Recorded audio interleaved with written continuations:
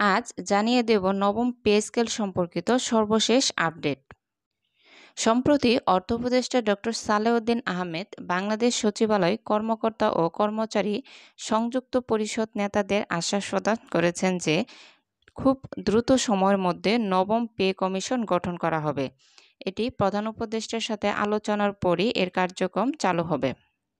অন্তর্বর্তীকালীন সরকার 2025-26 অর্থবছরের মহার্ঘ ভাতা দেওয়ার কথা থাকলেও সেটি না দিয়ে বিশেষ সুবিধা বৃদ্ধি করে এবং এর সাথে বাতিলও করে বিগত সরকারের দেওয়া 1000 টাকার বিশেষ প্রণোদনা সুবিধাটি, যার ফলে একজন চাকরিজীবী যিনি 20তম গ্রেডে বেতন পান তার জন্য এই বিশেষ সুবিধার পরিমাণ দাঁড়ায় মাত্র 234 টাকা, যার ফলে ব্যাপক আলোচনা ও সমালোচনার মুখে পড়তে হয় সরকারকে।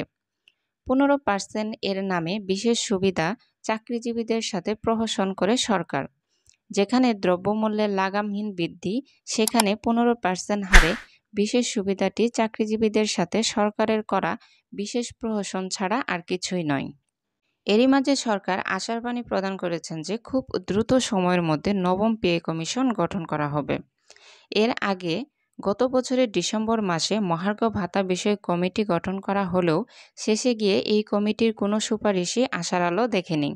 কারণ কমিটিটি সুপারিশ ছিল সর্বোচ্চ 25% হারে বেতন বৃদ্ধি, কিন্তু শেষ পর্যন্ত এই বেতন বৃদ্ধি করা হয় মাত্র 15% হারে।